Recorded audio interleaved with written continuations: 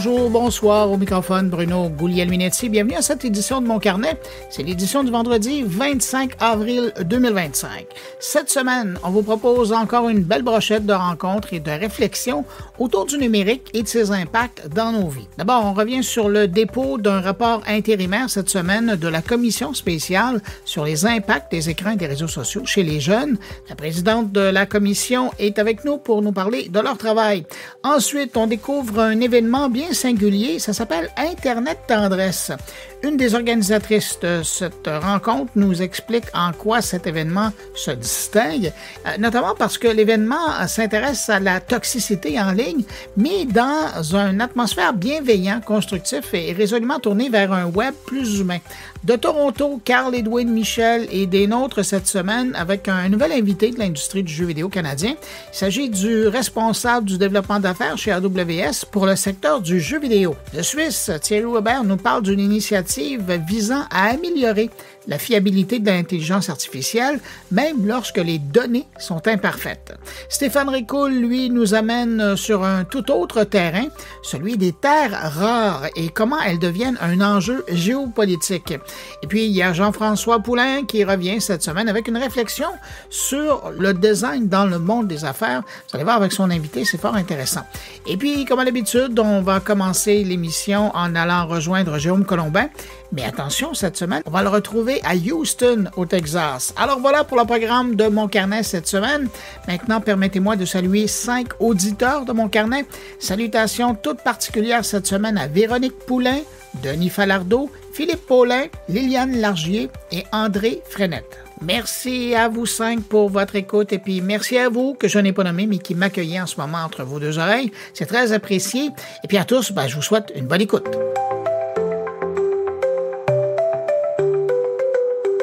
Allez, premier arrêt, on va rejoindre mon collègue Jérôme Colombin à Houston.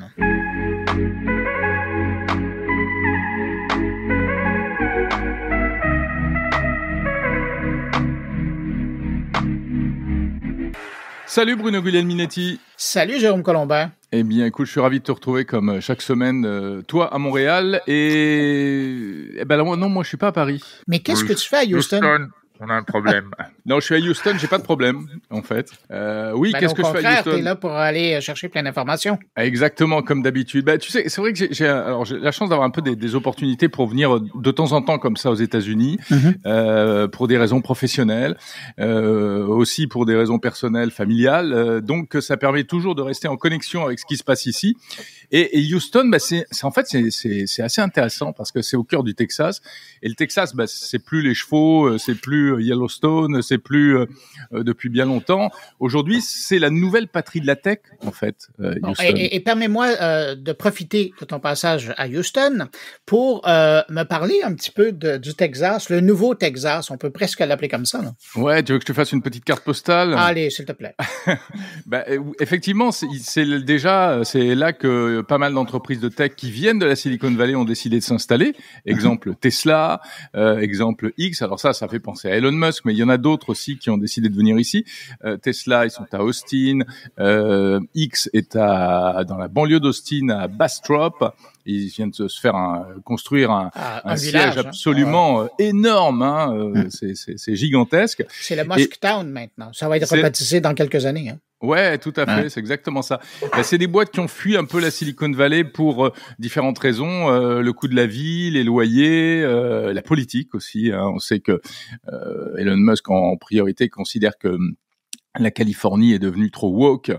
Et puis, il y a aussi ici des dispositifs fiscaux qui sont plus intéressants, l'immobilier est plus abordable et surtout, et on a déjà eu l'occasion d'en parler ensemble, l'énergie. L'énergie est abondante et elle est pas chère. Donc c'est là que notamment sont en train d'être construits des centres de données, des data centers, notamment dans le cadre du projet Stargate dont on a déjà parlé ensemble. Il y a Nvidia qui va investir 500 millions de dollars dans des data centers ici. Il y a de la place, il y a du soleil, il y a de l'énergie pas chère. Donc ça réunit pas mal de choses. Et Houston en particulier, c'est un endroit qui est un peu le challenger dans l'histoire, faut bien l'avouer. Ils essayent de concurrencer d'une part San Francisco et puis également Austin, donc l'autre ville de cet État. mais ils sont vachement actifs. Ils ont, il y a la NASA, bien entendu, hein, mais ça fait presque partie du patrimoine, ça, plus qu'autre chose aujourd'hui. Ouais, c'est presque le folklore. Mais il y a aussi toutes les grandes entreprises qui sont là. Il y a plus de 4000 startups et il y a notamment une espèce de zone qui s'appelle de Yon, qui est une espèce de station F, en fait, un hub technologique de près de 30 000 mètres carrés qui réunit des tas de startups, des grandes entreprises, des chercheurs, des universitaires, des investisseurs, pour essayer de faire mousser tout ça et de faire émerger un écosystème tech.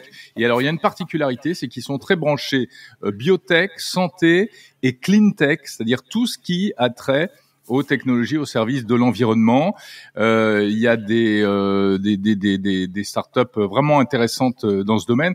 Et je trouve que c'est amusant parce que il y a notamment une boîte qui s'appelle Carbon Clean, qui est une start-up qui est spécialisée dans la capture des émissions industrielles, c'est-à-dire, tu sais, qui capte le CO2 pour essayer de le résorber. Et c'est amusant, en fait, quand on prend un peu de recul, parce que c'est aussi l'état du pétrole, hein, c'est Dallas, etc. Donc c'est vraiment l'Amérique qui pue, hein, en fait.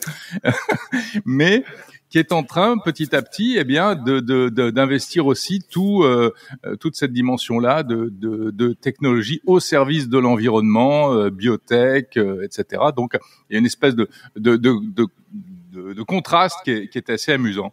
Et puis, il se passe des choses. Tiens, écoute, pour la petite histoire, il y a beaucoup de monde en ce moment, ce week-end à Houston, parce qu'il y a une course Ironman. Je sais pas si tu sais ce que c'est qu'une course Ironman.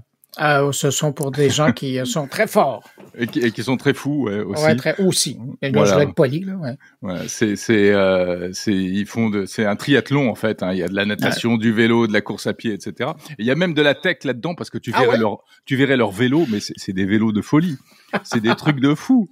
Et donc je sais parce que j'ai quelques connexions avec des coureurs de cette course Ironman et ils ont des trucs. Alors, ils ont un radar à l'arrière du vélo, un truc à écran tactile à l'avant, les pédales connectées qui traduisent l'effort. Tout est analysé en temps réel et tout. C'est des vélos qui sont hyper légers et en même temps hyper tech. Mais là, je t'écoute. Là, t'as l'air vraiment intéressé. Est-ce que tu vas te lancer là-dedans? Alors, ça me donnerait presque envie de faire du triathlon, en tout cas du vélo.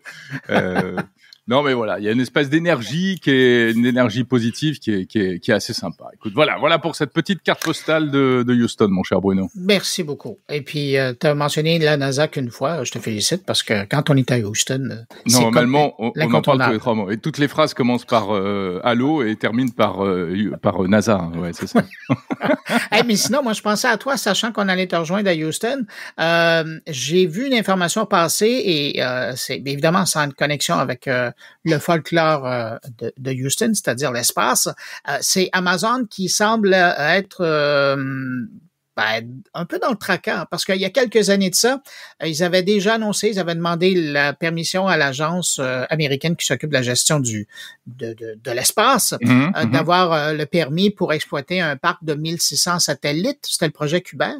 Et ça devait être dans l'espace d'ici l'été prochain, mais 2026, là, pas 2025. Mais là, ça va mal parce qu'il y a des journalistes qui ont fait enquête pour avoir un peu le point de la situation. Puis finalement, on se rend compte que l'usine qui est dédiée à la fabrication des satellites, ils arrivent aujourd'hui à produire qu'un satellite par jour. Ah ouais, si tu fais le compte, on n'arrive pas là, dans d'un an à 1600 satellites, sachant qu'il y a seulement qu'une dizaine de satellites qui ont déjà été construits. Et là, Amazon, de son côté, voyant l'intérêt sur son cheminement, sa préparation, se dit, oh non, mais on est en train de changer la cadence et on va bientôt passer à 5 satellites fabriqués par jour pour atteindre l'objectif là, de l'été 2026. Puis évidemment, il faut les envoyer dans les airs, ça c'est une autre histoire. Mais c'est pour te dire comment on fondait énormément d'histoires sur donc ce compétiteur, ce concurrent à Starlink, et puis finalement, c'est pas fait. C'est pas gagné. Ouais, parce que l'idée, c'est vraiment de rivaliser avec Starlink, en fait. Oui, tout à fait. Hein, c'est complètement ça. Ouais, alors là, en tout cas, j'ai l'impression que ça va déchanter du côté d'Amazon. Ils vont mettre les bouchées plus que double là, pour arriver à atteindre leur objectif. Et tu penses qu'ils peuvent l'atteindre quand même suffisamment tôt pour être compétitifs? Tu sais que Shakespeare disait When there's a will, there's a way. Alors, j'imagine qu'ils vont trouver la façon de s'y rendre, mais de monter, écoute, un satellite, puis l'époque n'est pas tellement si lointaine où ça prenait des mois, sinon des années pour fabriquer un satellite. Puis là, ils veulent monter la cadence à 5 satellites par jour. Ah ouais. C'est énorme au niveau de la fabrication. Donc, en tout cas, eux, ils ont toujours l'espoir, mais évidemment, j'ai l'impression qu'ils vont demander un prolongement et que ça sortira pas, de la Terre avant 2026. Probablement que ça va être en 27, peut-être en 28. Ouais. Mais ils sont toujours dans le dossier, puis ils investissent encore des centaines de millions dans le projet. Mais attends, fabriquer les satellites, c'est une chose, mais il faut les lancer surtout après. Oui. Et je sais que pour avoir suivi le dossier d'un peu loin, mais quand même de le suivre, ils ont des discussions avec les gens de SpaceX pour carrément prendre, évidemment, quand même, SpaceX va réussir à faire des profits. Sur le dos de son concurrent. Ça, c'est énorme. Ouais, mais ça, c'est fantastique. Parce qu'il peut pas le faire avec son infrastructure spatiale à lui, avec Blue Origin et compagnie. Non, c'est fait que pour emmener les starlets dans l'espace. Exactement. On monte jusqu'à un certain niveau, mais après, c'est tout. Mais ils sont pas dans la technique du déploiement de satellites. Ce qu'a, évidemment, réussi maintes et maintes fois. Là, je me souviens plus à combien de milliers, là, je veux pas dire des bêtises, mais c'est des milliers de satellites aujourd'hui qui sont dans le ciel. On a passé le cap des 6000 il n'y a pas tellement longtemps du côté de SpaceX. Alors, il y a un savoir-faire. Ben oui, c'est ça. Et on ne demandera pas à Boeing d'aller faire ça parce que ça risque de peut-être même pas lever de terre. Ouais, c'est grandeur et décadence des États-Unis quand même. Enfin, c'est fou, c'est grandeur de nouveaux entrants. Bon, en priorité Starlink, SpaceX, etc. Et puis quand même, pas de décadence, mais en tout cas, quand tu vois que des boîtes comme Boeing sont à la ramasse, ou même Amazon, qui est l'un des pionniers du numérique, enfin de toute la tech industrie, c'est assez troublant.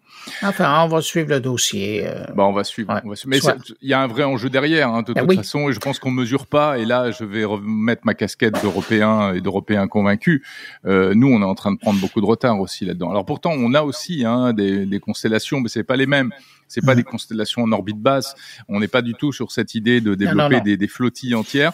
C'est une autre technologie. C'est un peu comme si on était nous en train de faire de l'ADSL pour tous, alors que lui il est en train de faire de la fibre pour les endroits stratégiques.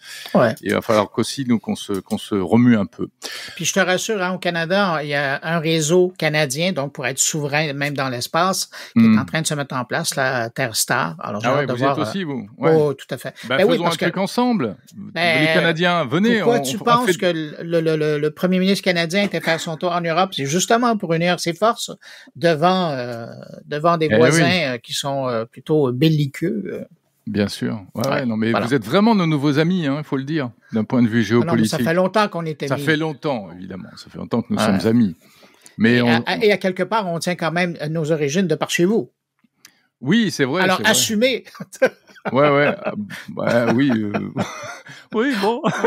Mais oui, on vous adore. Bon, merci, c'est ce que je voulais t'entendre dire. Attends, je regardais encore l'autre jour une vidéo de Robert Charlebois, mais franchement, quelle merveille. Bon, bref, on s'égare. Non, t'oublies Félix Leclerc. Bon. Jérôme, cette semaine, tu vas pas quand même raconter toute ta vie à Houston, ta vie houstonienne. Tu vas parler de quoi dans ton podcast cette semaine? Alors cette semaine, je reste aux États-Unis avec un entrepreneur français, mais de New York, lui. C'est Ilan Abeacera qui vit ici depuis 20 ans et qui a monté plusieurs startups, qui est un peu l'un des pôles vraiment français des entreprises digitales, numériques aux États-Unis. Et donc, il me raconte à la fois, où en sont les startups françaises, notamment et dans la tech ici aux États-Unis. Et puis, on parle de la transformation qui arrive à fond, cette lame de fond de l'intelligence artificielle dans les entreprises, et y compris dans des entreprises qui sont des boîtes de tech, mais qui n'ont pas encore pris ce virage. Donc, tu vois, c'est assez... Quand même, hein? Ouais. C'est pas mal. Et puis, sinon, un petit mot également, juste pour te dire que je m'intéresse aussi ce week-end à quelqu'un que tu as déjà reçu, qui est Emigo, cette start-up qui permet qui fait de l'apprentissage des langues par l'intelligence artificielle. Et enfin, on parle de jumeaux numériques avec mon partenaire Capgemini. Jérôme. Bruno. tu me permets de te souhaiter un excellent séjour en terre américaine, même s'ils ne sont pas mes meilleurs amis présentement. Et puis, oui, j'ai bien compris. Les embrasses pour toi. Non, je vais passer mon tour. Et puis, on se retrouve la semaine prochaine. On se retrouve la semaine prochaine, ouais. Salut Bruno. Salut, bon séjour. Très bonne fin de podcast et à bientôt. Et ciao, merci bye. pour la carte postale. Salut. Bye. Si vous désirez suivre l'actualité numérique au quotidien, vous devez vous abonner gratuitement au podcast 120 secondes de tech, animé par Bruno Guglielminetti. Dans chaque édition, un résumé de l'actualité numérique du jour en moins de 120 secondes. Pour découvrir 120 secondes de tech, visitez moncarnet.com ou visitez Apple Podcast, Spotify ou YouTube et cherchez 120 secondes de tech. De retour à Mon Carnet. Cette semaine, il y a eu le dépôt du rapport intérimaire de la commission spéciale sur les impacts des écrans et des réseaux sociaux chez les jeunes.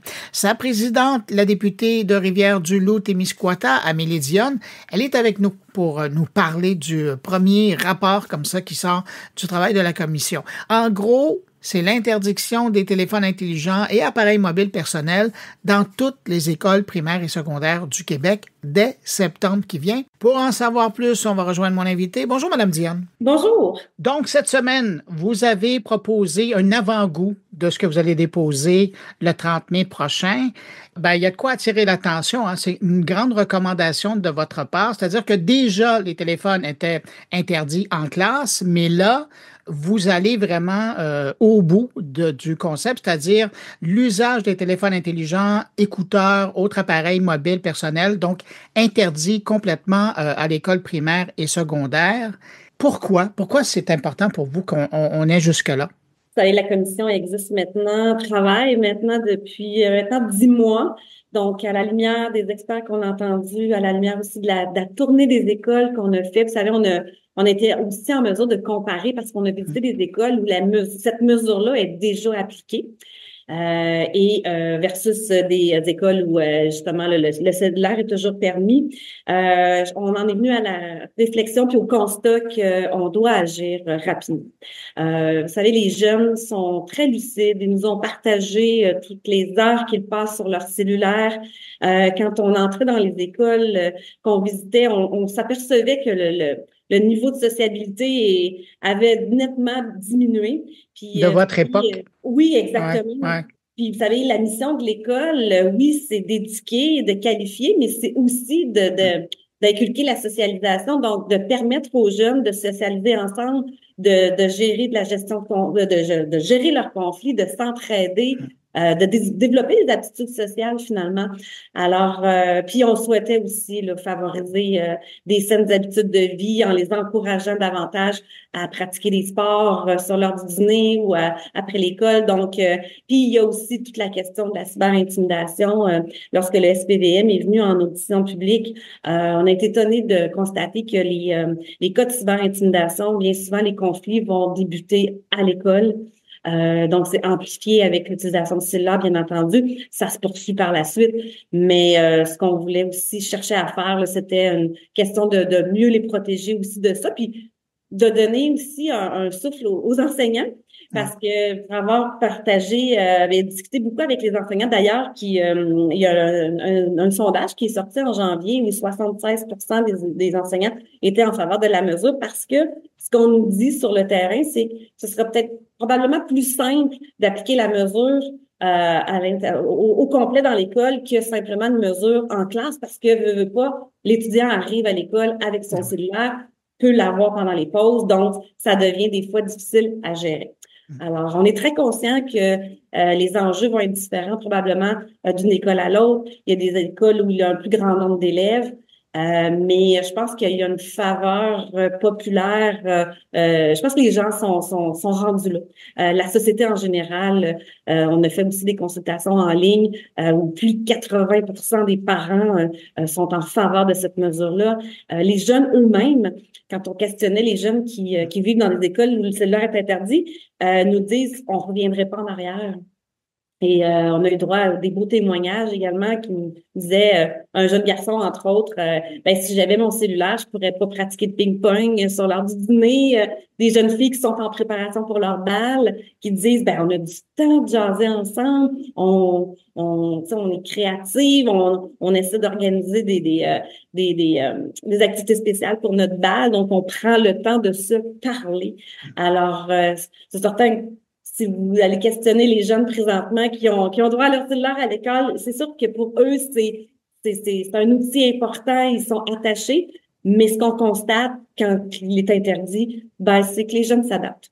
Ouais. Puis justement, leurs habitudes changent, ils pratiquent plus d'activités parascolaires, donc ils font autre chose. Et là, vous faites la recommandation pour septembre qui s'en vient, là. Ça veut dire qu'ils auraient l'été, on parle des jeunes, là, ils auraient l'été pour se sevrer.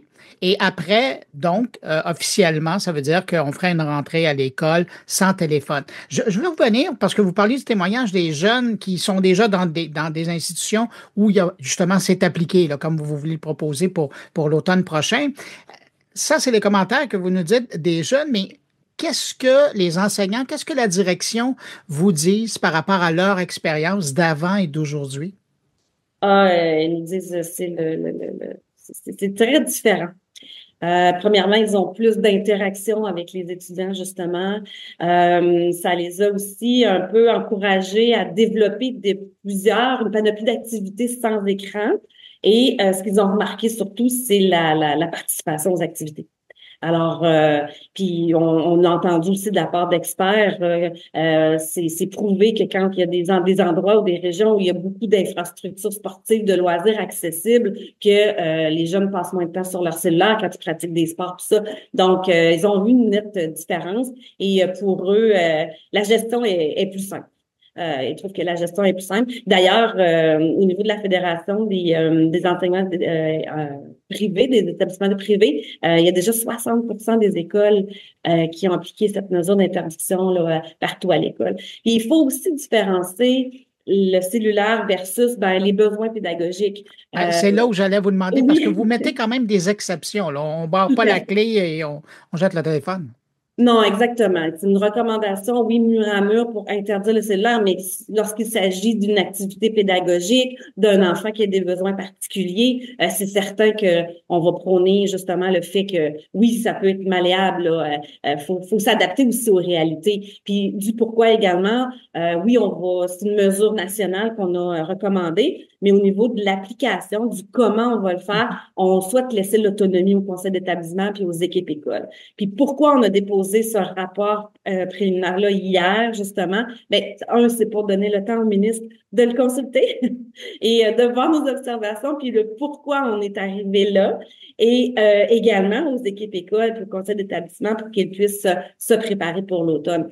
Mais vous savez, moi, je suis députée dans le Bas-Saint-Laurent et j'entendais déjà là, depuis quelques mois des directions d'école me partager qu'ils songeaient sérieusement à appliquer cette mesure-là. Comme je vous dis, je pense que excusez l'anglicisme, mais le timing est là. Puis on voit aussi à l'international, vous savez, ça dépasse les frontières. C'est un problème de société qu'on a. On a laissé l'industrie s'auto-réguler d'elle-même. Maintenant, je pense qu'il faut prendre quelques pas de recul et voir à justement s'assurer que on en fait une utilisation saine. Puis les experts s'entendent pour dire qu'on passe trop de temps. Et là, j'inclus même les adultes parce que quand on posait la question aux jeunes sur les habitudes des parents, c'est certain que les groupes... Ce sont les premiers exemples, hein, c'est ça? Tout à fait, nous-mêmes. Donc, c'est pour ça que c'est important moi, ce qu'on souhaite la commission au-delà de tout ça, c'est qu'il y ait vraiment une prise de conscience collective. Je vous raconte une anecdote. J'étais à des funérailles il y a quelques semaines du père d'un ami et en pleine cérémonie, j'entendais des cellulaires sonner, des FaceTime. Je vais vous dire, il fut un temps où on vivait pas ça, mais je pense que faut se donner des barèmes aussi en tant que société. Nous, on se concentre sur les jeunes parce que notre préoccupation, c'est vraiment sur la santé et le développement des jeunes. Mais je pense qu'il y a raison de se questionner sur nos habitudes en général. Ce que vous venez d'annoncer cette semaine, c'est quand même une grosse mesure, c'est important. Ça va changer des façons de faire quand même dans bon nombre d'établissements à travers le Québec. je ne veux pas jouer au divulgateur, là, mais le 30 mai, est-ce que vous en avez d'autres comme ça dans votre besace qui pourraient changer la vie au quotidien des enseignants, des apprenants? Bon, on va se le dire, c'est une mesure forte, une recommandation qui est forte, là, c'est certain. Maintenant, oui, on travaille sur d'autres recommandations. Il y en aura plusieurs d'ailleurs, parce que vous savez, le mandat est quand même assez large. Assez large, oui. Oui, tout à fait. Là, on parle des écrans à l'école, mais il y a toute la question de l'accessibilité aux réseaux sociaux, les jeux vidéo, l'accès à la pornographie, la publicité chez les jeunes. Donc, c'est certain qu'il y aura des recommandations aussi en ce sens-là. Donc, c'est un gros travail. C'est une première recommandation. On voulait justement le déposer rapidement pour voir son application dès septembre parce qu'on réalise qu'il y a, je vous dirais, urgence d'agir. Alors, on voulait quand même pas être obligé d'attendre un an de plus. Je pense qu'on l'a constaté par nous-mêmes lors de la tournée des écoles. Là, il y a des problématiques très sérieuses. Puis, comme je vous dis, on a l'acceptabilité sociale, je dirais, quand on regarde les différents sondages, puis les opinions. Donc, je pense que c'était le bon moment pour le faire. Maintenant, c'est certain que le rapport final avec l'ensemble de nos recommandations sera déposé le 30 août. Madame Diane, en terminant, il vous reste encore un bon mois devant vous pour travailler sur le dossier et voir comment vous allez nous présenter ça. Mais quand vous regardez tout le chemin que vous avez fait, là, c'est presque un an à vous pencher sur cette question-là, à parler à des gens. Le Québec aujourd'hui, puis avec ce que vous proposez, est-ce que vous trouvez que, évidemment, ce sont des recommandations, il faudra voir ce que le ministre en fera, puis l'ensemble du gouvernement, mais est-ce que vous trouvez que si on vous écoute, le Québec va être en meilleure position pour sa jeunesse? Vous savez que cette commission-là a été créée par une motion qui a été adoptée par les 125 députés de l'Assemblée nationale. Je vous dirais que le caractère transpartisan dans tout ça, des recommandations qui font l'unanimité auprès de l'ensemble des membres, je vous dirais, en d'autres mots, on ne veut pas accoucher d'une souris. Et on ne veut pas d'un rapport tabletté non plus. Donc, c'est pour ça qu'on a pris le temps de faire le travail et de faire des recommandations qui vont être applicables avec les règles de vie que l'on a au Québec. Vous savez, on doit se donner le moyen de nos ambitions au Québec. C'est beau, il y a eu d'autres comme ça à l'international, mais il y en a qui étaient formés seulement d'experts et pas d'élus. Alors, je pense que c'est toute la différence. Puis, il faut se rappeler que les jeunes sont au cœur de cette commission-là et pour nous, c'était essentiel d'aller à leur rencontre. D'ailleurs, je ne sais pas si on a créé un précédent législatif, mais on a accueilli nos 4 L jeunesse des 4 partis politiques. Donc, c'était la clientèle de 18 à 24 ans qu'on avait un petit peu plus de difficultés à rejoindre. Et là, vous les avez eus, là. Donc, ça a été un beau moment, des beaux échanges. Et je vous dirais que si le premier ministre a pris la peine de demander une commission, il n'y en a pas eu des tonnes de commissions spéciales dans l'histoire de l'Assemblée nationale du Québec. Donc, je pense que c'est du sérieux. Puis, je vous dirais même autant que nous, on a les yeux rivés sur l'international pour un peu regarder ce qui se fait ailleurs. Je pense que l'international a aussi les yeux rivés sur le Québec. Ça, j'en suis certaine. Amélie Dionne, je rappelle que vous êtes présidente de la commission spéciale sur les impacts des écrans et des réseaux sociaux sur la santé et le développement des jeunes et que vous êtes également députée du beau comté de Rivière-du-Loup-Témiscouata. Merci beaucoup d'avoir pris de votre temps pour répondre, puis bonne fin de rédaction du rapport. Merci beaucoup. À une prochaine. Au revoir. Au revoir.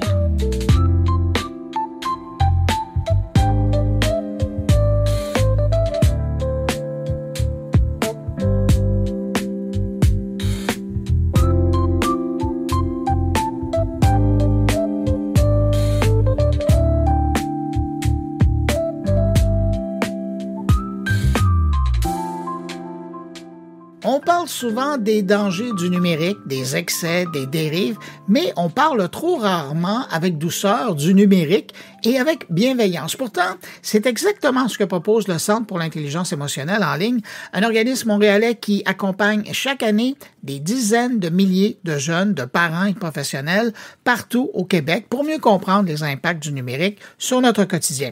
Et justement, le 24 mai prochain, le Centre organise un événement de financement un peu à part. Ça s'appelle Internet Tendresse, une journée pour prendre le temps de réfléchir à notre relation avec la technologie, loin du cynisme et surtout ensemble.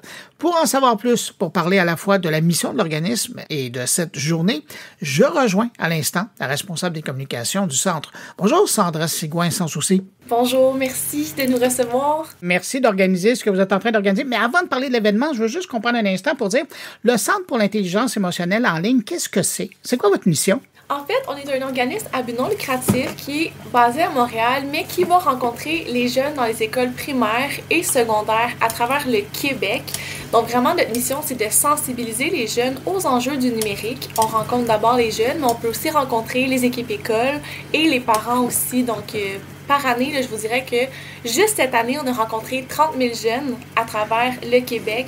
On passe de l'Outaouais jusqu'en Gaspésie. On se promène vraiment dans toutes les régions. Au niveau des équipes écoles, on rencontre aussi des élus. Parfois, il y a des ordres professionnels qui nous contactent pour avoir des astuces et des trucs en lien avec le numérique. Et des parents l'ont fait une programmation spécialement pour eux. Donc, je vous dirais 2 rencontres par webinaire par semaine, par mois, pardon. Et là, parallèlement à ces activités-là, qui est un peu le quotidien de ce que vous faites comme intervention, comme aide, vous organisez le 24 mai prochain. C'est intitulé, je le disais en vous présentant, Internet Tendresse. Qu'est-ce que vous voulez faire avec cette journée-là, ce moment-là? Bien, en fait, on voit l'arrivée du beau temps. Ça fait plusieurs mois qu'on travaille là-dessus et on a envie d'inviter les gens, les adultes surtout, qui vivent avec le numérique quotidiennement, mais on vit tous des enjeux de manière un peu individuelle. Puis c'est sûr que nous, ce qu'on veut avec cet événement-là, par Internet Tendresse, c'est revoir les enjeux du numérique, les voir autrement.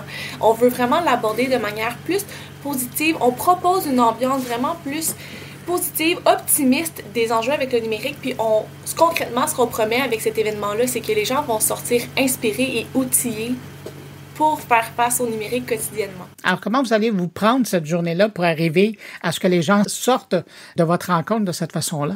Bien, déjà, juste avec la programmation qu'on propose puis les invités, je pense que c'est déjà très riche. Donc, on a différents blocs. On peut parler d'abord de tout ce qui est la datification de soi sur Strava qui est animée par Marilyn Gendron. On a Mégane Cyr qui va être avec nous et d'autres invités spéciaux que je ne peux dévoiler pour le moment. Mais c'est vraiment de parler de notre rapport à nous-mêmes avec le sport puis ce que ces données-là disent de nous, qu'est-ce qu'ils représentent. Donc, c'est vraiment un lieu où ces panels-là, toutes les conférences et les ateliers créatifs, on veut aussi que les gens sentent qu'ils puissent participer au changement en discutant. Donc, c'est pas juste de venir assister à un panel, mais c'est de discuter avec ces gens-là qui sont accessibles. Puis, dans d'autres panels, on a par exemple... Mais je veux juste rester une seconde sur ce panel-là. Quand vous parlez de sport et data, c'est pas seulement le sport professionnel, là. C'est le sport et les données qu'on génère seulement, par exemple, avec notre montre ou notre téléphone quand on fait des activités. Exact. Puis, on a centré la plateforme sur Strava parce que c'est quand même populaire. On s'est rendu compte que même nous, dans notre utilisation, on est plusieurs dans l'équipe à l'utiliser. Mais c'est aussi toute notre montre, notre téléphone, le nombre de pas qui nous dicte par jour quand on se promène juste pour aller au travail, aller chercher un café. Fait que t'as pas besoin d'être un athlète professionnel pour avoir ce rapport-là avec les données. Puis aussi, ce qui est phénoménal ces temps-ci, c'est que dans les stories, il y a aussi un filtre que Strava propose pour nommer « Oh, aujourd'hui, je vais faire une sortie de 5 km avec ton temps. » Mais il y a tellement plein de choses qu'on ne sait pas, puis pourtant, c'est dans nos mains, mais tu sais, sur Strava, tu peux, pendant tes sorties, bloquer, par exemple, le nombre de temps que ça va te prendre ou ton battement par minute. Plein d'informations que, si on ne va pas dans les paramètres, évidemment, la plateforme ne nous suggère pas de peut-être bloquer ces choses-là, mais pour avoir un rapport puis de se comparer, parce qu'il y en a qui font ça depuis des années, de la course, du vélo, de la natation, nommez-les le pickleball, tous les sports, tu sais, c'est possible d'avoir, avec une montre ou avec son téléphone, de suivre un peu ce qu'on fait. Fait que nous, on invite vraiment les gens qui sont intéressés à parler de ça, le rapport que ça fait entre les autres, mais le rapport entre nous, avec nous-mêmes, tu sais. Je veux dire, même moi, en ce moment, j'ai un problème avec Strava, puis là, je fais des sorties de 5-6 km, mais samedi, j'ai couru des demi-marathons, ce qui n'est pas possible. Donc, c'est quand même intéressant là, d'écouter les gens parler de ça, puis de voir quels sont les enjeux ou, à l'inverse, qu'est-ce que ça leur apporte de positif, parce qu'au final, si tu utilises Strava, c'est que tu as peut-être des objectifs personnels à atteindre, puis que ça te permet de les suivre, tu sais. Je vous ai interrompu dans votre aire d'aller, puis vous alliez probablement enchaîner sur le bien-être numérique pour la famille. Ça, c'est pas évident, ça non plus. Non, exact. Ça va être présenté par les membres de notre équipe. Puis c'est sûr que, comme on le rappelle quand on fait la programmation pour les parents, c'est vraiment de se rappeler que chaque noyau familial a sa propre dynamique de base. Fait que c'est sûr qu'un truc qui fonctionne dans ma famille ne fonctionnerait peut-être pas dans une autre famille où tous les enfants ont des iPads ou ont accès à une console de jeux vidéo. Puis on donne des outils concrets, une panoplie de choses qui ont été essayées, par exemple, limiter son temps d'écran. Personnellement, sur tous nos appareils, sur toutes les applications, il y a ces fonctions-là, mais encore une fois, il faut aller se promener un peu dans les paramètres parce que c'est pas prédominant par la plateforme. Le contrôle parental aussi fonctionne. Il y a des petites astuces, puis on donne plein de trucs dans la conférence parents, mais c'est sûr qu'il faut se rappeler que oui, il y a une responsabilité des parents à prendre, mais en même temps, on est humain, puis ça se peut qu'on ait envie d'écouter Netflix tout en famille, puis c'est bien correct aussi, tu sais. Fait que c'est vraiment de venir outiller les gens, puis discuter avec eux, de déculpabiliser aussi la responsabilité des parents, puis de trouver un équilibre numérique, parce que entre vous et moi, on n'a clairement pas le même rapport. Fait que, imaginez d'une famille à une autre où est-ce qu'on doit faire la gestion de soi-même, puis en plus de nos enfants, et là, du rapport au numérique constamment. Fait qu'on donne vraiment une panoplie de trucs là, pour les outils. Puis en ce moment, la programmation parents, on n'a que des bonnes retombées, des bons messages dans nos boîtes de courriel. Parce que tout le monde essaie. Puis ce qui est le fun aussi, c'est comme si on invite les gens à participer et à discuter. Mais c'est le fun aussi de constater que peut-être notre famille a des mêmes enjeux, mais que finalement, on a les mêmes solutions puis que ça fonctionne. Donc, on n'est pas toute seule là-dedans. On peut relativiser ensemble, tu sais. Je remarquais que tout le monde le connaît, mais il est peu présent dans des événements. Murphy Cooper, c'est quand même un beau coup que vous avez fait en allant le chercher. Absolument. Murphy Cooper, Safia Nolin vont offrir des ateliers créatifs tout en discutant de leur relation avec le numérique. On connaît aussi Safia Nolin qui a eu beaucoup des enjeux de haine en ligne. Donc, c'est vraiment important pour nous d'avoir des acteurs qui sont acteurs de changement, qui contribuent. Puis c'est peut-être pas des gens qui sont connus par tout le monde, mais honnêtement, ils ont tellement des parcours inspirants et riches que c'était inévitable pour tout de les avoir avec nous. Puis dans leurs ateliers créatifs, on va aussi aller avec des choses qu'ils font et qu'ils aiment sur leur propre réseau. Donc avec Safia, ça va être plus de créer un zine. Donc tu sais, les gens ne repartent pas les mains vides non plus parce qu'ils vont participer activement au changement en créant pendant les ateliers créatifs avec Safia, avec Murphy.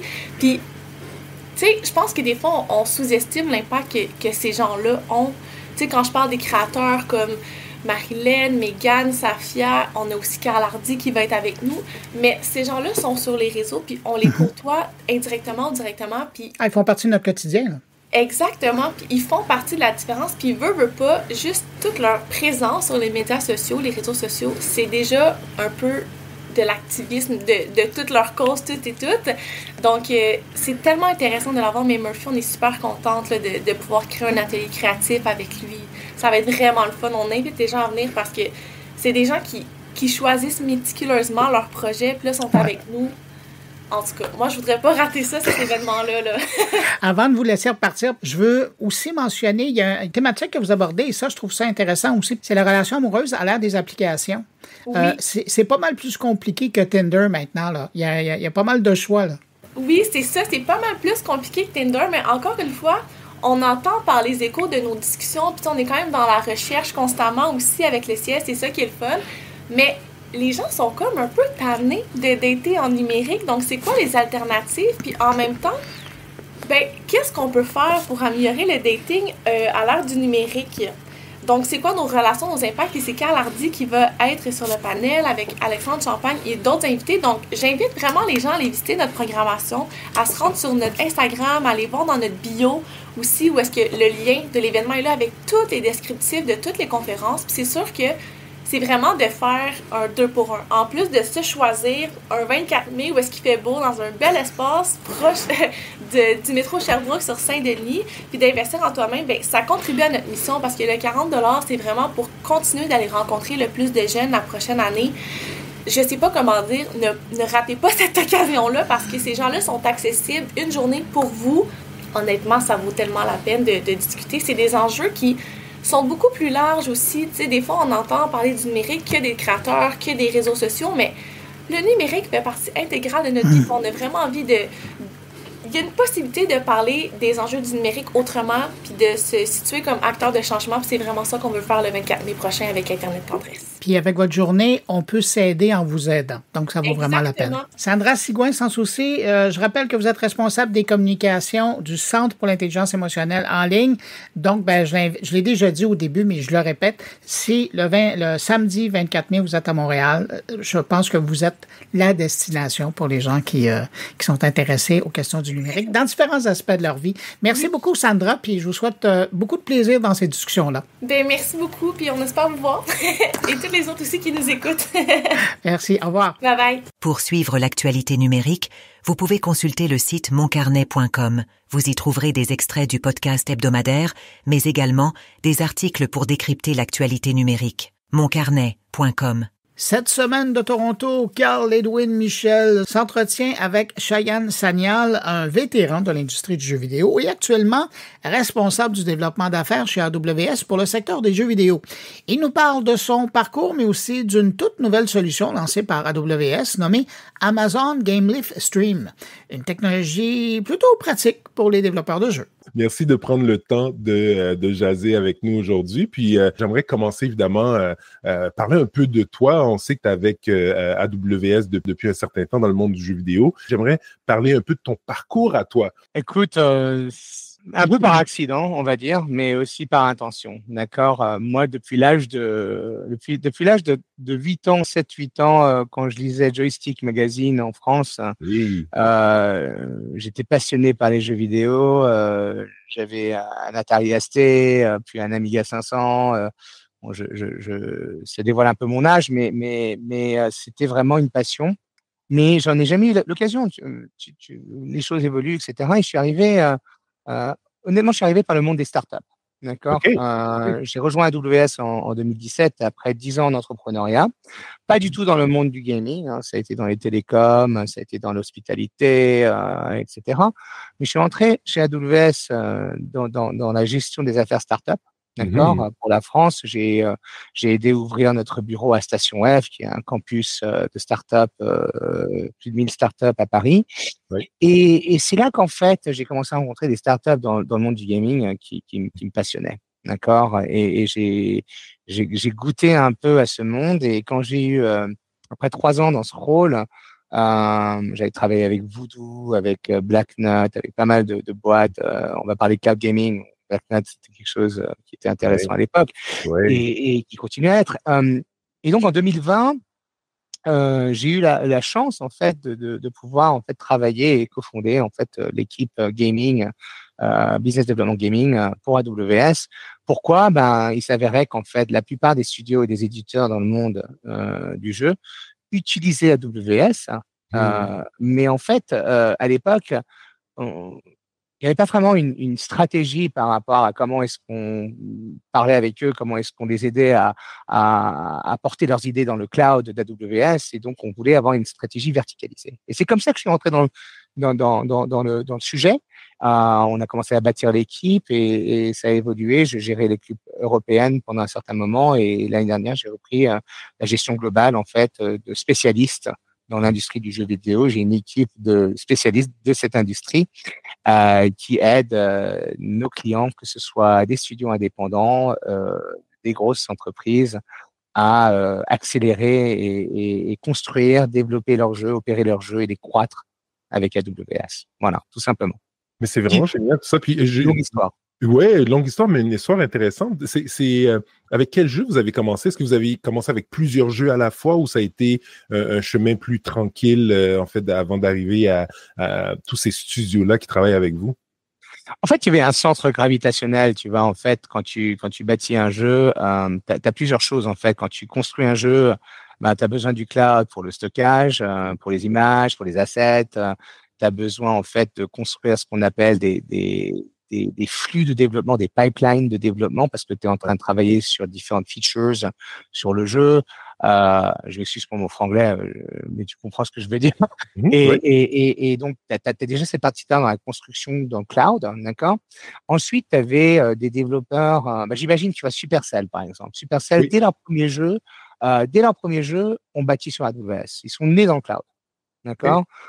Jeux mobiles, ils voulaient obtenir énormément de données par rapport à comment leurs joueurs jouaient au jeu pour pouvoir déterminer des stratégies de monétisation, etc. Donc, et ça a été des hits énormes. Tu vois, dès qu'ils sont passés à des millions et des millions de joueurs, ils ont réalisé qu'ils devaient scaler sur des plateformes telles que AWS. Et donc, on est heureux d'être partenaire avec Supercell depuis le début. D'ailleurs, pour ceux qui ne connaissent pas, Supercell, c'est une entreprise de jeux qui fait des jeux mobiles, dont Clash Royale, Clash of Clans, donc très, très populaire dans le monde du jeu mobile. Voilà, exactement, et très, très fun. sur des sessions courtes. Donc voilà, donc en fait, ça a été organique. Et au fur et à mesure qu'on a commencé à travailler avec ces studios et ces éditeurs, les besoins ont évolué largement. D'accord? Donc, les besoins ont évolué. On a commencé à travailler avec Epic Games sur Fortnite. Et là, en fait, il y avait des besoins de scalabilité énormes dans l'infrastructure. Et en fait, pouvoir utiliser les technologies d'AWS pour adresser 14 millions, 10 millions de joueurs en simultané à travers le monde, ben, ça nécessitait une infrastructure globale. Et c'est une infrastructure que AWS, bien sûr, fournit et qui est très, très optimisée pour ce type, pour la latence, pour les réseaux, etc. et toutes ces raisons-là. Donc, mais là, vous avez, ou vous venez de lancer plutôt, GameLift Streams. Et j'aimerais que tu nous en parles un peu parce que là, on essaie en fait, vous étendez un peu votre champ pas d'expertise, mais plutôt de clients que vous pouvez servir, de studios que vous pouvez servir sur AWS. Oui.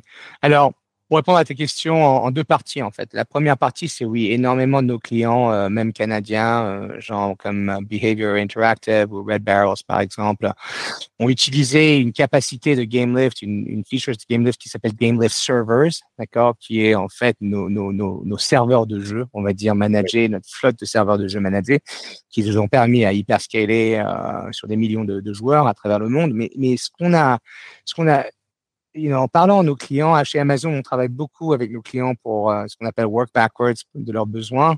D'accord. Et nos clients nous ont dit vraiment haut et fort qu'ils voulaient en fait une solution de streaming, de cloud gaming, de streaming de jeux sur AWS, sur l'infrastructure d'AWS, parce qu'ils croient dans notre infrastructure.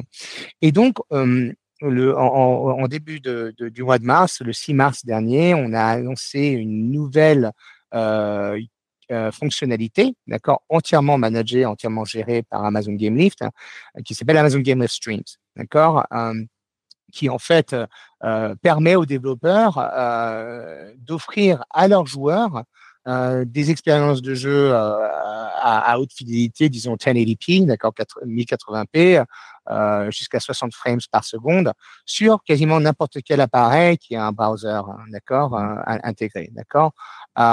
Et en fait, ce qui est vraiment génial par rapport à ça, c'est que ça permet à transformer des milliards d'appareils dans le monde entier en machines de jeu.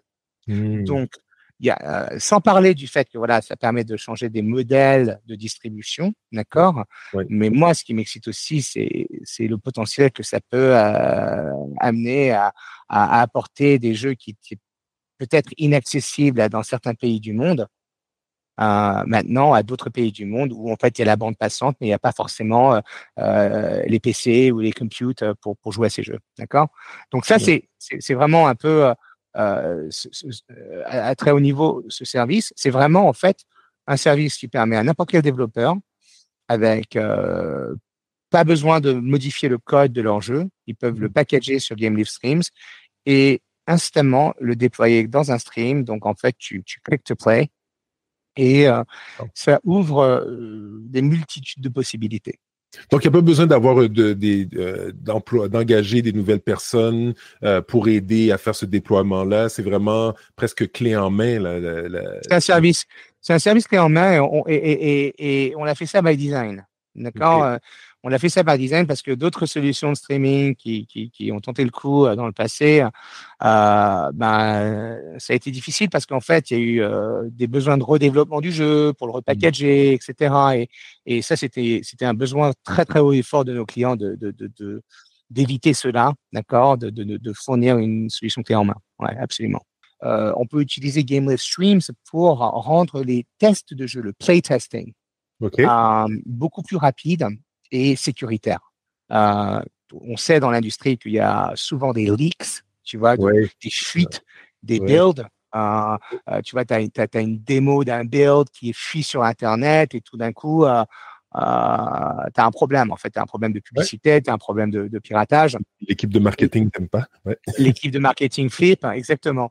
Et donc, ce qu'on arrive à faire avec GameLift Stream, c'est une livraison beaucoup plus rapide et cohérente des builds. Parce qu'en fait, tu n'es plus obligé de packager, tu juste done stream, d'accord. Tu l'envoies à des testeurs dans un moyen sécurisé. Tu peux watermarker le truc, etc. Et tu peux contrôler le code pour protéger la propriété intellectuelle. Donc ça, c'est une valeur énorme. Voilà, donc plusieurs use cases. Et bien sûr, il y a le streaming de jeux AAA, AA, comme d'habitude, quoi. Tu vois, que tu trouves sur Steam Deck et j'adore. Génial. Cheyenne, merci beaucoup d'avoir pris le temps de jaser avec nous. Ça passe vite, mais c'est vraiment apprécié. Et merci de me recevoir, car c'était vraiment un plaisir de chatter avec toi et au plaisir de te rencontrer en personne, j'espère, incessamment sous peu.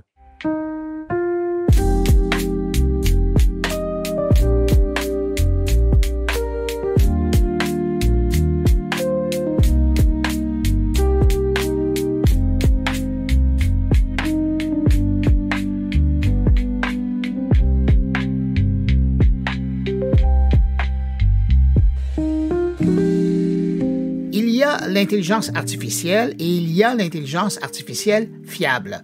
Deux notions qui, de plus en plus, ne vont pas toujours de pair. Et justement, cette semaine, Thierry Weber nous amène à Lausanne, en Suisse, où un projet propose une piste sérieuse pour bâtir une IA plus robuste, même quand les données sont imparfaites, particulièrement dans des domaines critiques comme ceux de la santé et du transport. La réponse, tout de suite, avec Thierry Weber.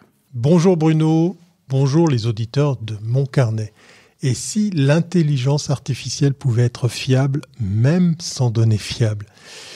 Cette semaine, j'ai eu très envie de vous parler de BizFL.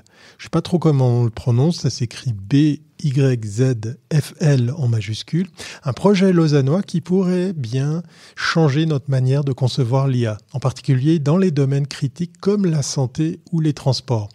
Alors que les grands modèles de langage comme ChatGPT ou Claude 3 se démocratisent, sans parler de DeepSeek, la question de la fiabilité des données utilisées pour les entraîner devient cruciale. Et c'est là justement que l'EPFL, l'École Polytechnique Fédérale de Lausanne, apporte une réponse innovante. Il faut dire que l'IA actuelle repose sur des ensembles de données massifs, souvent centralisés, issus d'Internet, de bases de données médicales ou encore de capteurs connectés. Cette centralisation pose des problèmes de sécurité, de confidentialité et de propriété des données. De plus, les données utilisées peuvent être erronées pour diverses raisons, erreurs humaines, capteurs défectueux ou même manipulations malveillantes. Ces données incorrectes peuvent rendre les systèmes d'IA moins fiables et potentiellement dangereux. Face à ces défis, l'apprentissage fédéré émerge comme une solution prometteuse. Contrairement à l'entraînement des modèles d'IA sur des ensembles de données centralisés, l'apprentissage fédéré permet à ces modèles d'apprendre à travers un réseau de périphériques décentralisé en conservant les données brutes à leur source. Ce qui me frappe particulièrement, c'est la manière dont BizFL, développé par le laboratoire d'informatique distribuée de l'EPFL en collaboration avec l'INRIA de Rennes, renforce la sécurité de l'IA en filtrant les données, cruciales pour les LLM comme ChatGPT. D'un côté, BizFL utilise des schémas d'agrégation robustes comme la moyenne tronquée pour ignorer les entrées extrêmes. Par exemple, si 3 capteurs enregistrent une température de 6, 7 et 9 degrés et qu'un autre enregistre un -20, cela ruine tout un calcul. Le logiciel BizFL exclut les extrêmes de sorte que l'impact des mauvaises données est limité tandis que l'information est agrégée. De l'autre, la bibliothèque permet de simuler des attaques adverses telles que la manipulation du produit scalaire ou l'attaque A little is enough, fin de citation, pour tester la robustesse des systèmes d'apprentissage fédérés dans des conditions malveillantes. Pour avoir vu ça de près à l'EPFL, je peux dire que cette approche est particulièrement pertinente pour les applications critiques. Le professeur Rachid Guerraoui souligne que, pour des domaines comme le diagnostic médical ou la conduite autonome, une IA sûre est essentielle, bien évidemment. Le jour où nous mettrons vraiment l'IA générative dans les hôpitaux, les voitures ou les infrastructures de transport, la sécurité sera problématique à cause des mauvaises données. Et chez nous en Suisse, que se passe-t-il ? L'EPFL avec BizFL montre que même à notre échelle, il est possible de jouer un rôle majeur dans la sécurisation de l'IA. Le professeur Guerraoui estime que la Suisse peut jouer un rôle ici parce que nous avons une tradition de sérieux. Eh oui, nous construisons des choses qui fonctionnent, nous pouvons utiliser la garantie de la qualité suisse pour mettre en place un système de certification utilisant ce type de logiciel afin de montrer que l'IA est vraiment sûre sans faire confiance à aucun composant individuel. Cela montre que même à notre échelle, nous pouvons contribuer à une IA plus fiable et sécurisée. Peut-être que c'est là que se cache une partie de l'avenir du sujet. Finalement, ce que je retiens de tout cela, c'est que BizFL représente une avancée significative vers une IA plus fiable et sécurisée, capable de fonctionner même avec des données imparfaites. Et vous, avez-vous remarqué comment la qualité des données influence la fiabilité des systèmes d'IA que vous utilisez au quotidien ? Je vous laisse me répondre. Allez, moi je vais continuer à suivre ça de très très près. Faites attention et faites le bon choix pour l'outil d'IA. Portez-vous bien et à très bientôt si ce n'est pas avant.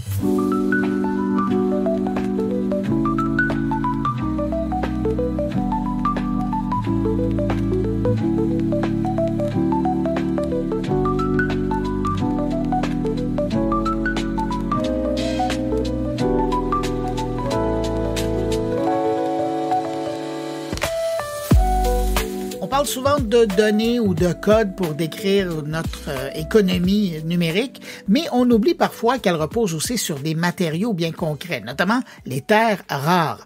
Cette semaine, Stéphane Ricoul nous éclaire sur les métaux invisibles mais essentiels au cœur d'un jeu géopolitique mondial et de notre avenir technologique.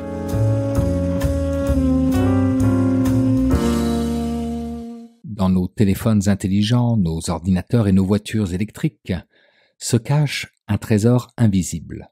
Ce trésor se nomme les terres rares. 17 métaux au nom obscur comme le néodyme, le dysprosium ou le lantane. Derrière ces appellations dignes d'un cours de chimie avancée se joue pourtant l'une des batailles géopolitiques les plus déterminantes du XXIe siècle. Comme le rappelait récemment un article de presse Citron, la Chine détient un quasi-monopole sur ses ressources, transformant ces métaux en armes invisibles face aux États-Unis et à l'Occident. Mais au-delà de cette rivalité sino-américaine, encore une, c'est toute l'économie numérique mondiale qui se trouve à la croisée des chemins, plongée dans un enjeu stratégique aux multiples facettes. Les chiffres parlent d'eux-mêmes. La Chine contrôle environ 85% de la transformation mondiale des terres rares, bien que ne possédant que 37% des réserves mondiales connues. Cette position dominante n'est pas le fruit du hasard, mais celui d'une stratégie industrielle de long terme. Dès les années 80, sous l'impulsion de Deng Xiaoping, qui déclarait que les terres rares sont pour la Chine ce que le pétrole est pour le Moyen-Orient, Pékin a investi massivement dans ce secteur alors délaissé par l'Occident. Et pour rappel, si cela est nécessaire, sous Xi Jinping, ce sont les données numériques qui sont devenues également un axe stratégique de développement. Cette mainmise s'est révélée particulièrement préoccupante en 2010 lorsque la Chine a réduit de 40% ses quotas d'exportation, faisant bondir les prix mondiaux de plus de 750% pour certains de ces métaux. Plus récemment, en 2019, en pleine guerre commerciale déjà avec les États-Unis, Pékin a de nouveau agité cette menace. Pour l'industrie américaine, qui importe 80% de ses terres rares de Chine, le message est clair.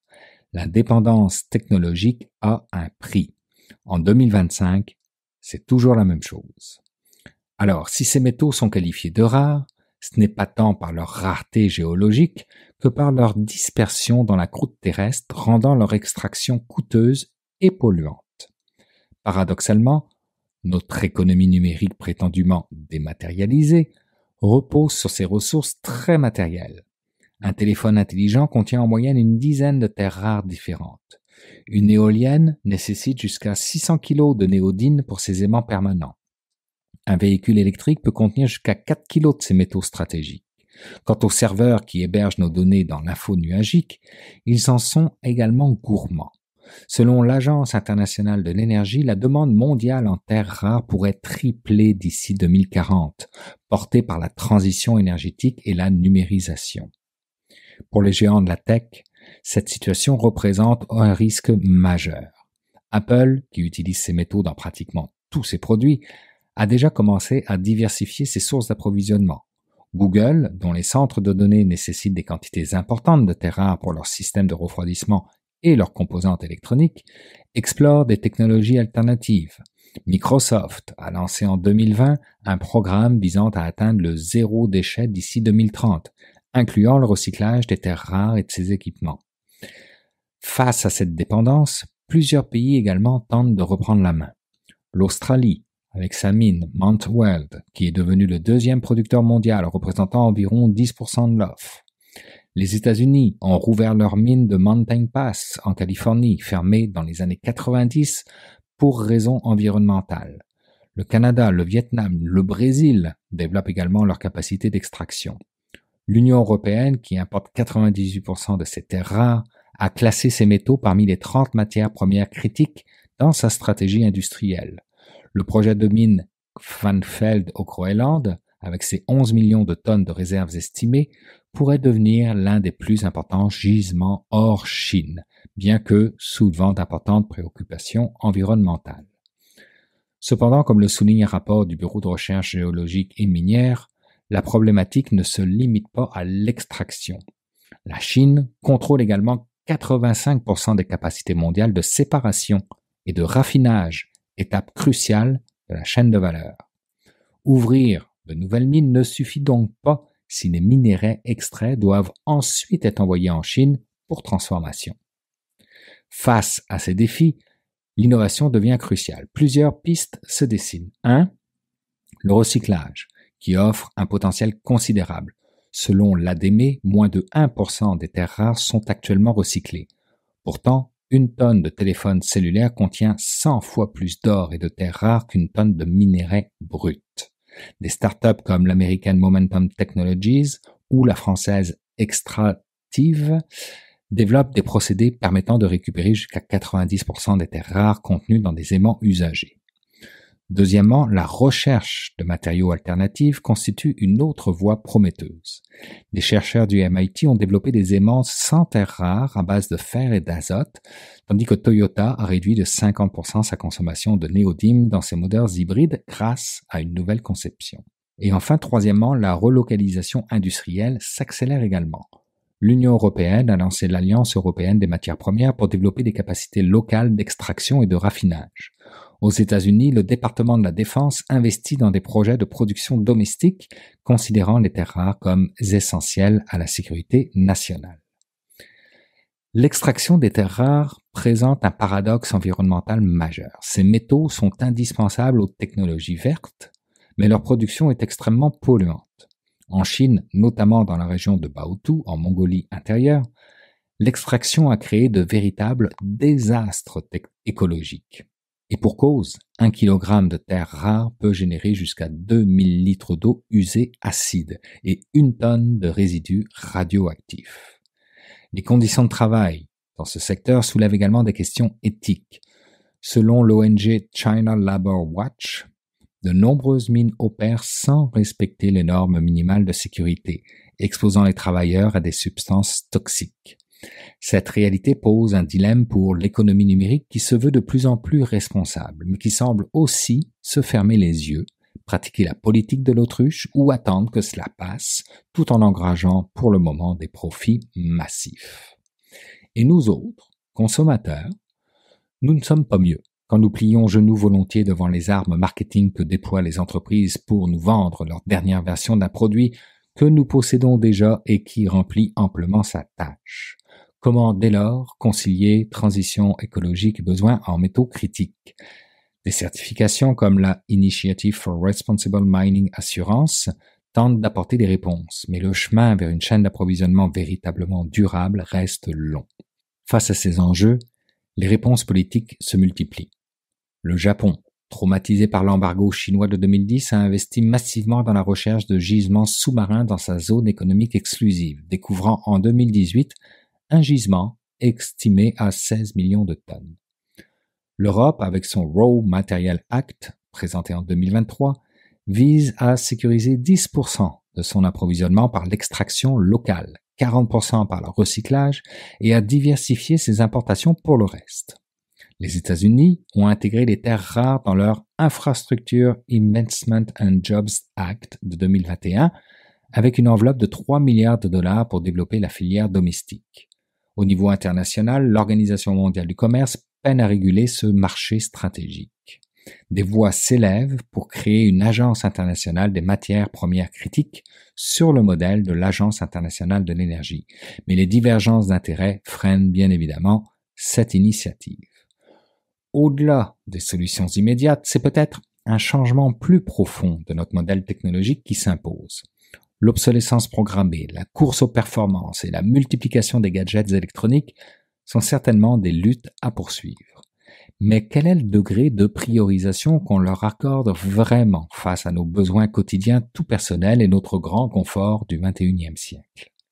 Des concepts comme l'éco-conception, l'allongement de la durée de vie des produits ou le low-tech gagnent du terrain. C'est bien. Des entreprises comme Fairphone démontrent qu'il est possible de concevoir des téléphones cellulaires modulaires, réparables et utilisant moins de matériaux critiques. C'est bien. Mais pour notre économie numérique, le défi est de taille, celui de repenser ses fondements matériels tout en poursuivant l'innovation.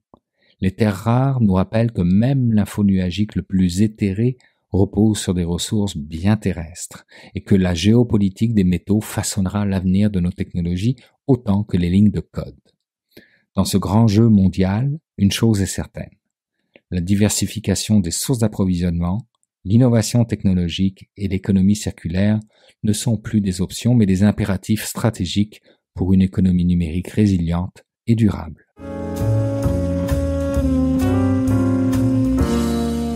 Eh bien, comme à l'habitude, à ce moment-ci, c'est le temps d'aller rejoindre mon ami Jean-François Poulin pour parler UX. Bonjour Jean-François. Bonjour Bruno. Jean-François, cette semaine, on poursuit un peu la discussion que tu as entamée la semaine dernière, mais avec un nouvel invité, mais toujours dans le contexte du design, dans le contexte des affaires. Oui, tout à fait. Puis écoute, quand le destin t'envoie des personnes intéressantes sur un thème, tout s'aligne, c'est parfait. Puis c'est de ça qu'on parle effectivement. J'ai eu l'occasion, l'honneur même de parler avec Brigitte Borja de Mazzotta, ou Docteur Brigitte Borja de Mazzotta, qui est quelqu'un qui a, écoute, on a parlé dans l'entrevue de sa thèse de maîtrise qu'elle a écrite en 1985-86. On s'entend, la dame, elle travaille là-dedans depuis vraiment longtemps.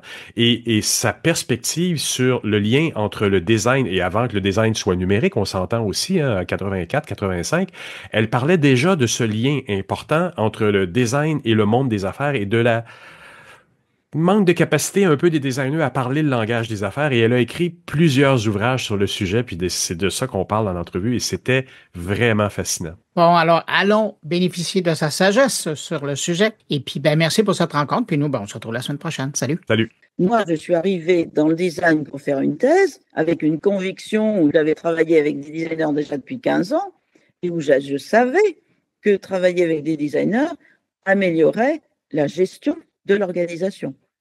Donc après, ça s'appelait design management, etc. Moi, à l'époque, ça, c'était rien du tout que mon expérience pendant 15 ans. Après, l'idée, si tu veux, c'est ce que ça veut dire quand tu dis ça, ça veut dire que tu admets que dans un bouquin de base de formation au business, il y a un chapitre design. Parce que, effectivement, il y a des gens qui sont designers, comme ils sont marketeurs, comme ils sont ingénieurs, comme ils sont machin, etc. Et qui sont quelque part dans la même organisation. Et donc, quelque part, mon bétail, elle est toujours elle est toujours là et il faut que je la reprenne quelque part. Parce que je me rends compte que moi, j'ai structuré le côté sciences du design, travaillé avec le Design Management Institute sur le côté l'explication de comment les designers créent de la valeur, etc. Donc tout ça, ça s'appelle Désilience, c'est mon modèle, ça a été validé par plein de thèses, etc. Mais la bataille n'est pas terminée parce qu'il faut que les écoles de business, les HEC, les ESSEC, les INSEAD et autres plaisirs, transforment les bouquins et que si tu veux, tu vas dans n'importe quelle librairie de ces écoles de business et tu regardes l'index et tu te dis où est le chapitre design, parce qu'on ne peut pas dire j'embauche des designers UX, j'embauche des designers pour faire du service, j'embauche. À chaque fois que tu dis j'embauche, ça veut dire que quelque part, tu penses qu'il y a des compétences que l'entreprise n'a pas, dont elle a besoin, et donc que tu vas les mettre quelque part. Alors après, la bataille, elle est très claire. C'est que c'est quand même plus simple de mettre le designer sous le marketing, sous la R&D, sous la RH, etc. Donc finalement, on est les rois de l'invisibilité. C'est-à-dire qu'on a les mêmes feuilles de paye, mais on n'est pas là. Donc c'est quand même... Mais la question, c'est un président directeur général qui va se demander, oui, j'entends, mais qu'est-ce qui fait que je voudrais avoir, au même titre qu'un VP marketing, un VP design? Est-ce que c'est une chose à laquelle on peut aspirer? D'abord, il faut se dire que ça existe. Donc maintenant, les Chief Design Officers, moi je fais une enquête tous les ans auprès de Chief Design Officers dans les entreprises, dans le monde entier. On a encore refait une étude qu'on a publiée il y a 3 ans avec John Boeing, avec des Chief Design Officers en Asie, en Afrique, partout, etc. Donc, si tu veux, la réalité, c'est que c'est pas encore au-dessus de 5%. Tu vois, c'est comme en marketing. Quand c'est en dessous des 5%, on ne voit pas. Quand c'est au-dessus des 5%, on commence à te voir. Mais si tu veux, il y a des responsables de design chez Amazon, tu as des responsables du design partout. Bon, alors, quelquefois dans le luxe, on les appelle direction artistique. Enfin, si tu veux, ce qui est certain, c'est qu'il y a une réalité pratique qui est qu'il existe des designers qui sont embauchés par des entreprises et donc qui ont quelque part une feuille de paye de l'organisation. À partir de ce moment-là, si tu dessines l'organigramme de l'organisation en question, tu dois pouvoir les mettre dans l'organigramme. Mon combat à moi, c'est que si tu mets le design sous le marketing, sous la R&D, tout ça, il continue à être complètement invisible. Ouais. Et tu génères des frustrés parce que le designer qui est sous le marketing, il pleure parce qu'il veut faire de la technologie. Celui qui est dans la R&D, il apporte l'humain et puis tout ça, mais il voudrait de temps en temps apporter un peu de dimension artistique. À chaque fois, tu vas avoir un design qui sera tronqué pour faire plaisir au KPI de la fonction en question. Donc, on est quand même collectivement les rois des cons, quoi. C'est-à-dire que les compétences design viennent nourrir les KPI des fonctions existantes. Donc, tu vois, le marketing, il mesure la marque, et puis on sait très bien que les designers travaillent dans la marque, et ça fait jamais que 50 ans qu'ils travaillent dans la marque, mais c'est les KPI du marketing, cool. Donc, tu vois, on prend la valeur du design, et puis elle est cachée, invisible, sous les KPI de même chose, tu mesures l'innovation, le nombre d'innovations, le nombre d'idées qui réussissent, de machin, de trucs, etc. Tu peux dire que les designers qui sont dans ton laboratoire de R&D, ils ont concouru à ça. Et moi, j'ai en face de moi des designers qui sont plutôt des gentils, mais qui sont très, très naïfs, parce qu'ils me disent « Ah non, mais Brigitte, tu comprends, c'est compliqué, on ne peut pas mesurer le design, le machin, le truc, etc. » J'ai dit « À force d'entendre cette connerie, les autres te mesurent très, très bien. Et donc, pendant ce temps-là, toi, tu vas continuer à être au bas de l'échelle. Et tu ne seras jamais directeur du design, parce qu'un directeur du design, il est capable de faire la jonction avec son équipe, avec le marketing, avec le R&D, avec la RH, etc. Donc, il est exactement comme la direction qualité, c'est-à-dire horizontale, mais avec sa propre stratégie, parce qu'il apporte des compétences que n'ont pas les autres, et que ces compétences-là, on a besoin aussi de les faire mûrir, de les faire grandir. Et donc, un directeur du design, c'est quelqu'un qui s'occupe de son équipe, qui est capable aussi de la former, de lui donner, et qui va faire tout ça. Il fera la même chose que le directeur du marketing, qui va former son équipe au marketing, etc. Mais lui, il va former son équipe design.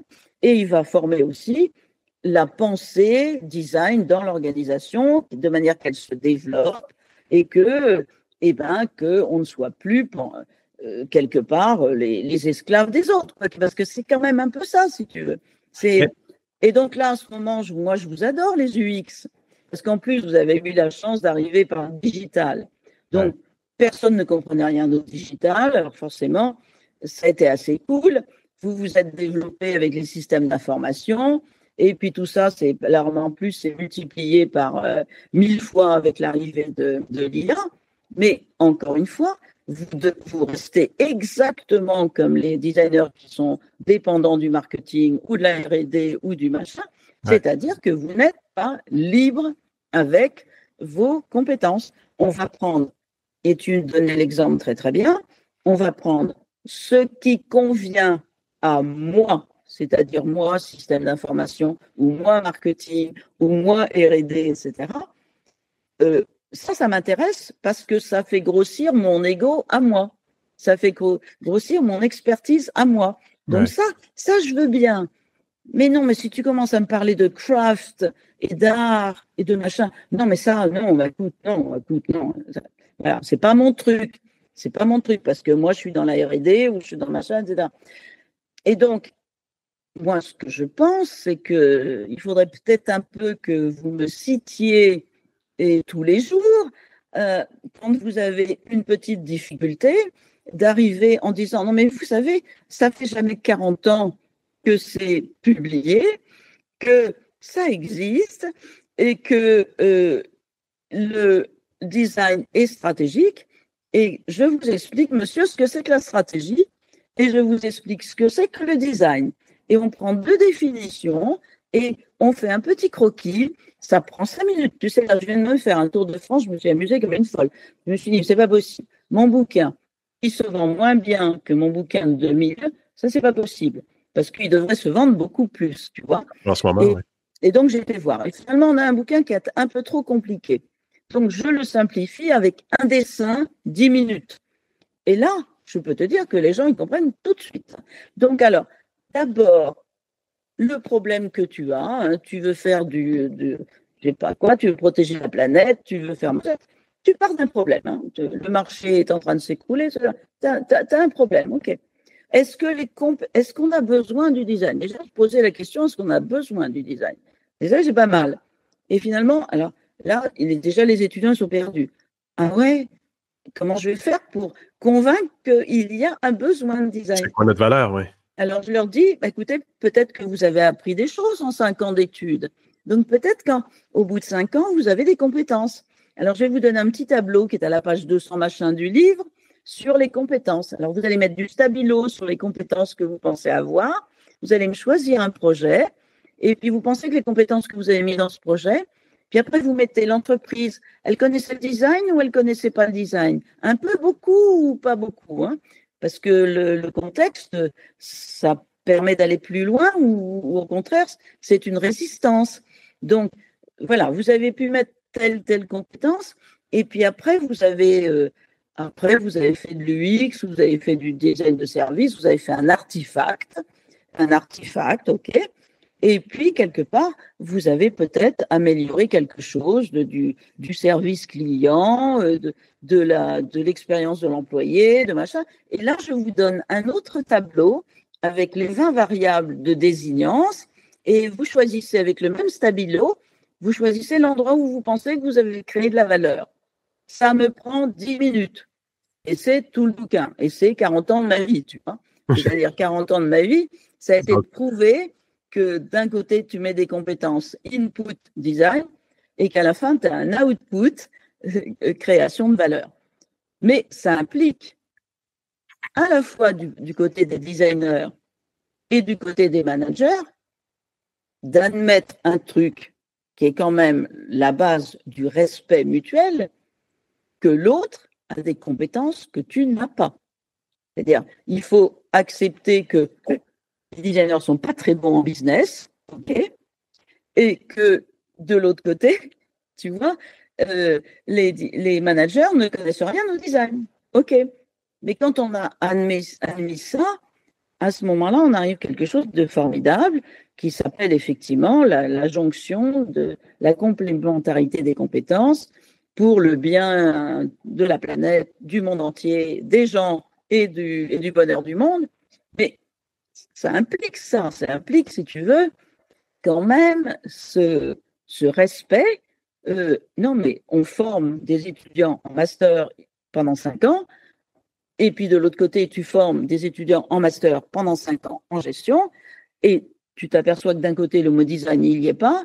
Et que de l'autre côté, tu vois. Et donc, c'est un constat qu'on connaît tous. Mais au lieu de continuer à causer, il serait peut-être temps que vous alliez regarder un petit peu ce qui se passe du côté du design management, etc. Parce que quand même, moi, je sais que je travaille tous les jours avec des directeurs du design. Voilà. Et c'est tout. Merci beaucoup, Brigitte, pour cette belle conversation. OK. Merci à toi, Jean-François. Tu m'as laissé exploser ma passion, encore une fois, tu vois, qui est tout aussi jeune et tout ça, 40 ans après, quoi, quelque part. Voilà. Tu es essentiel. Merci.